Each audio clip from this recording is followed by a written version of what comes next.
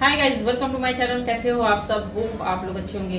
तो ये आपको पता है मेरे हाथ में क्या है? ये है मेरा सपना। जो सपना मैंने कभी देखा ही नहीं, वो है मेरा ये सपना।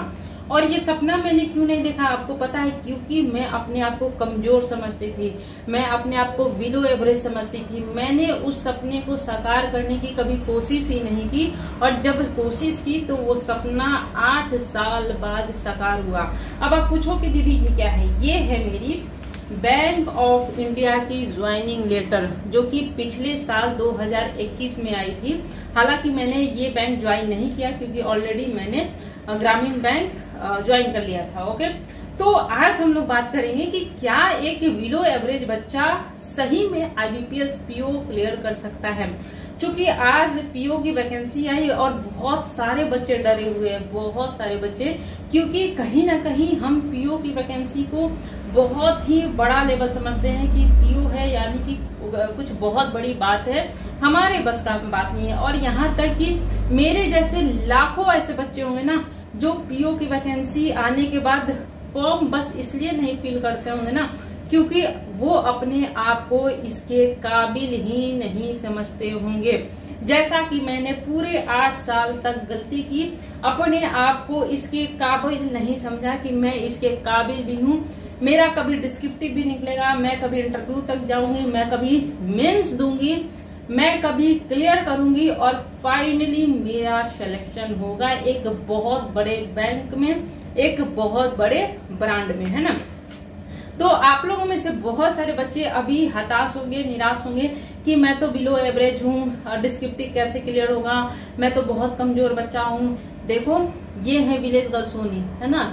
इसने ये गलती आपको पता है पूरे 8 साल की थी। सेम गलती जो अभी आप सोच रहे हो, मैं भी सेम सोचती थी कि ये तो मेरे बस का नहीं, जब मुझसे क्लर्क नहीं होता है तो PO कहाँ से होगा, है ना। ऐसी अपने आप को कमी दिखाकर, अपने आप में हजारों कमियां ढूंढकर मैंने इस सपने को कभी साकार करने की कोशिश नहीं की।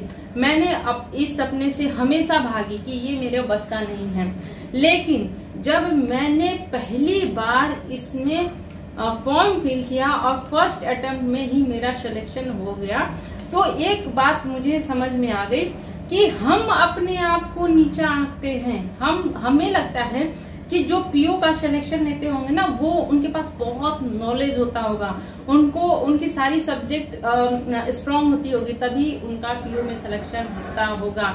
यकीन मानो मेरे दोस्तों, यकीन मानो, जिन्होंने भी PO में सिलेक्शन लिया है वो हमारे और तुम्हारे जैसे ही हैं। उनके पास ना तो कुछ एक्स्ट्रा नॉलेज है और ना ही कुछ एक्स्ट्रा ऑर्डिनरी टैलेंट है।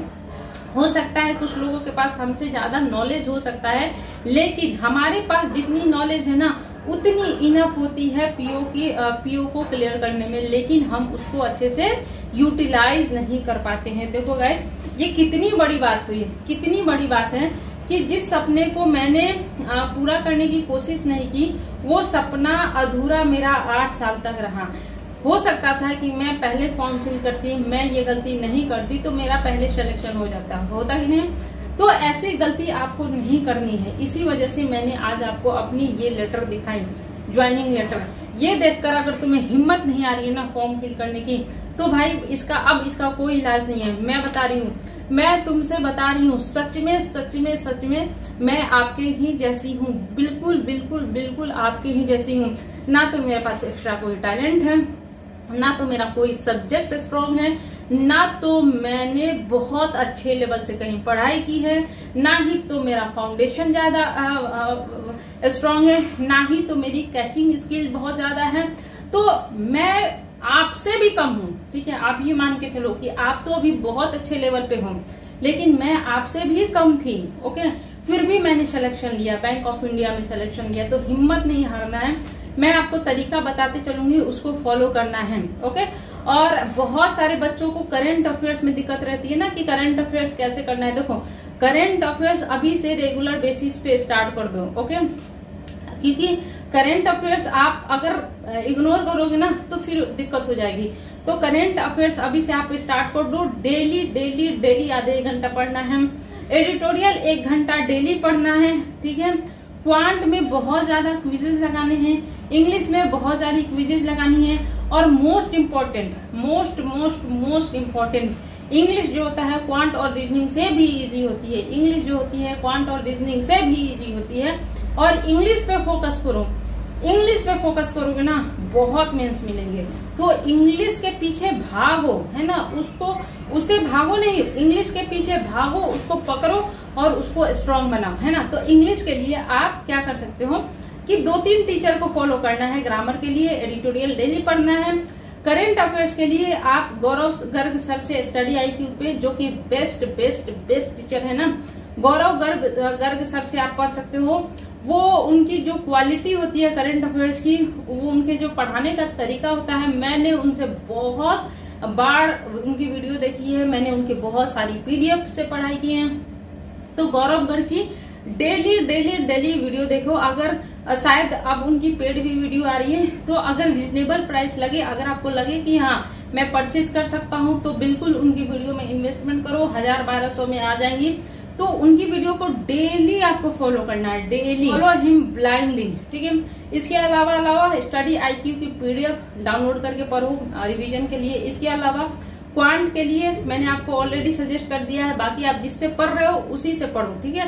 क्योंकि क्वांट ऐसी चीज होती है जहां से आपको समझ में आती है वहीं से आपको पढ़ना होता है, ठीक है। देखो मैं थोड़े 1-2-3 बुक ऐसे सजेस्ट कर देती हूँ ना जिसको आपको परचेज करना ही चाहिए। और अगर आपके पास कोई मॉक टेस्ट है तो मॉक टेस्ट लगाना स्टार्ट कर दो। मॉक टेस्ट में बहुत अलग अलग टाइप के सेक्शनल क्विजेज रहते हैं, सेक्शनल क्विजेज अभी से स्टार्ट कर दो। और इंग्लिश के सेक्शनल क्विजेज जहाँ पे अधिक मात्रा में मिलते हैं वही मॉक टेस्ट आपको परचेज करनी है, ताकि आप सेक्शनल क्विजेज इंग्लिश के ज्यादा लगा सको। तो इंग्लिश के मॉक टेस्ट के लिए आप जैसे अनिल अग्रवाल सर स्मार्ट किडा का बताते हैं, तो स्मार्ट किडा की तरफ आप लोग जा सकते हो, लेवल उसका काफी अच्छा रहता है। तो स्मार्ट किडा का मॉक टेस्ट में इन्वेस्ट कर सकते हो। तो यहाँ पे मैंने आपको 3-4 ऐसी चीजें बताई जहाँ पे आपको इन्वेस्टमेंट करना है, ठीक है। जैसे स्मार्ट किडा का मॉक टेस्ट में इन्वेस्टमेंट कर सकते हो, क्योंकि अनिल अग्रवाल सर भी आपको बोलते हैं हमेशा। सो गाइस लास्ट में एक और मैं लास्ट में जाते जाते टिप दूंगी कि किरण पब्लिकेशन की जो 10 ईयर की 10 साल की जो सॉल्व पेपर होती है ना, अभी लेटेस्ट एडिशन उसका आया है, उसको जरूर परचेज करो। मैंने देखा है बहुत अच्छी है, मैंने खुद यूज किया है, 10 साल का मैंने प्रैक्टिस लगाया था। तो प्लीज प्रीवियस ईयर का सॉल्व मॉक टेस्ट पेपर जरूर लगाएं। इससे आपको आइडिया लगता है पैटर्न के बारे में, आपको कॉन्फिडेंस आता है। तो बुक भी परचेज करना जरूरी है। तो किरण पब्लिकेशन का प्रीवियस ईयर का सॉल्व पेपर बहुत ही जरूरी है। उसके देखो मेरे पास अभी 2 अवेलेबल है, मैं दिखा देती हूँ। एक तो मेरे पास ये है PO का, है ना, तो ये है, ये अपना क्वांट का है और ये अपना इंग्लिश का है। तो इंग्लिश तो मैं खुद यहाँ से पढ़ाऊंगी। ये जो अपना किरण पब्लिकेशन का सॉल्व पेपर है, प्रीवियस सॉल्व पेपर है, ये मैं खुद आपको पढ़ाऊंगी अंग्रेजी अगर आप लोग बोलोगे।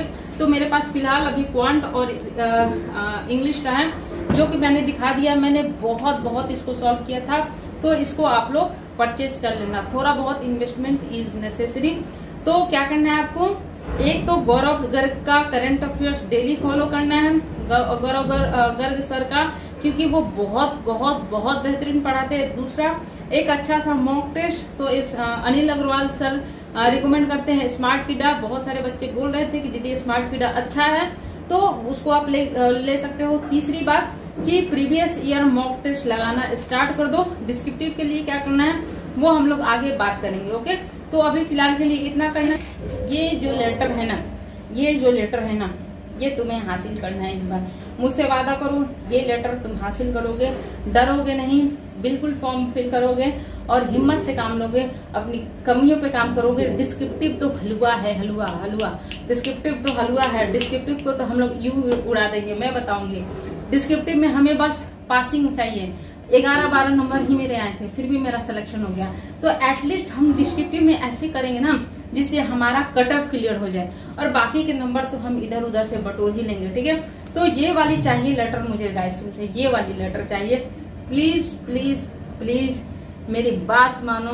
तुम्हारे जैसे ही बच्चे IBPS PO बनते हैं। मैंने हजारों बच्चों से मुलाकात कर ली। मेरे साथ जो कलीग हैं मेरी तरह हैं। स्टेट बैंक PO आप देखें, अमन कोहर और ट्रू इलाइट, है ना, वो भी सिद्धार्थ है ना, वो भी बिल्कुल हमारे जैसा है भाई। उनके अंदर भी कोई एक्स्ट्रा ऐसा कुछ नहीं है जो हमसे अलग है।